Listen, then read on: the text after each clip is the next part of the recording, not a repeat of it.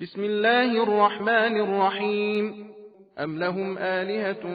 تمنعهم من دوننا لا يستطيعون نصر أنفسهم ولا هم منا يصحبون بل متعنا هؤلاء وآباءهم حتى طال عليهم العمر أفلا يرون أنا نأتي الأرض ننقصها من أطرافها أفهم الغالبون قل إنما أنذركم بالوحي ولا يسمع الصم الدعاء إذا ما ينذرون ولئن مستهم نفحة من عذاب ربك ليقولن يا ويلنا إنا كنا ظالمين ونضع الموازين القسط ليوم القيامة فلا تظلم نفس شيئا وإن كان مثقال حبة من خردل أتينا بها وكفى بنا حاسبين ولقد آتينا موسى وهارون الفرقان وضياء وذكرا للمتقين الذين يخشون ربهم بالغيب وهم من الساعة مشفقون وهذا ذكر مبارك أنزلناه أفأنتم له منكرون ولقد آتينا إبراهيم رشده من قبل وكنا به عالمين إذ قال لأبيه وقومه ما هذه التماثيل التي أنتم لها عاكفون قالوا وجدنا آباءنا لها عابدين قال لقد كنتم أنتم وآباؤكم في ضلال مبين قالوا أجئتنا بالحق أم أنت من اللاعبين قال بل ربكم رب السماوات والأرض الذي فطرهن وأنا على ذلكم من الشاهدين وتالله لأكيدن أصنامكم بعد أن تولوا مدبرين فجعلهم جذاذا إلا كبيرا لهم لعلهم إليه يرجعون قالوا من فعل هذا بآلهتنا إنه لمن الظالمين قالوا سمعنا فتى يذكرهم يقال له إبراهيم قالوا فأتوا به على أعين الناس لعلهم يشهدون قالوا أأنت فعلت هذا بآلهتنا يا إبراهيم قال بل فعله كبيرهم هذا فاسألوهم إن كانوا ينطقون فرجعوا إلى أنفسهم فقالوا إنكم أنتم الظالمون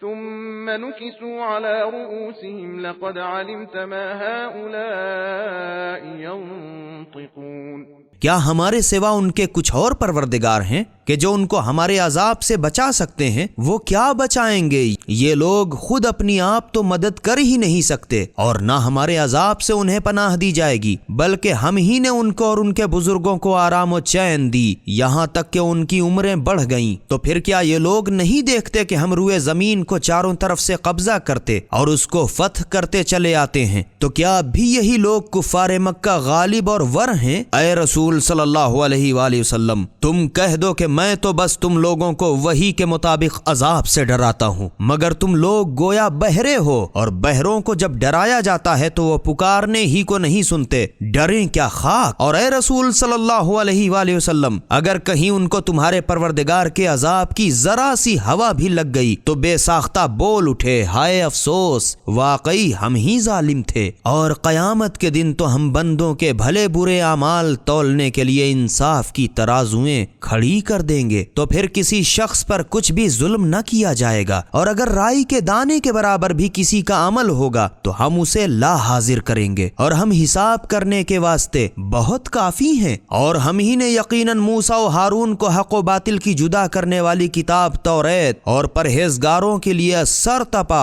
नूर और नसीहत अता की, जो बेदेखे अपने परवरदिगार से खौफ खाते हैं और ये लोग रोजे कयामत से भी डरते हैं। और ये कुरान भी एक बाबरकत तस्करा है जिसको हमने उतारा है। तो क्या तुम लोग इसको नहीं मानते? और इसमें भी शक नहीं कि हमने इब्राहिम को पहले ही से फहमे सलीम अता की थी और हम उनकी हालत से खूब वाकिफ थे जब उन्होंने अपने मुंह बोले बाप اور اپنی قوم سے کہا کہ یہ مورتیں جن کی تم لوگ مجاوری کرتے ہو آخر کیا بلا ہیں؟ وہ لوگ بولے ہم اور تو کچھ نہیں جانتے مگر اپنے بڑے بوڑھوں کو انہی کی پرستش کرتے دیکھا ہے۔ ابراہیم علیہ السلام نے کہا یقیناً تم بھی اور تمہارے بزرگ بھی کھلی ہوئی گمراہی میں پڑے ہوئے تھے۔ وہ لوگ کہنے لگے تو کیا تم ہمارے پاس حق بات لے کر آئے ہو یا تم بھی یوں ہی دل لگی کرتے ہو؟ ابراہیم علیہ السلام نے کہا مذاق نہیں، ٹھیک کہتا ہوں کہ تمہارے معبود بت نہیں بلکہ تمہارا پروردگار آسمان و زمین کا مالک ہے جس نے ان کو پیدا کیا، اور میں خود اس بات کا تمہارے سامنے گواہ ہوں۔ اور اپنے جی میں کہا خدا کی قسم تمہارے پیٹھ پھیرنے کے بعد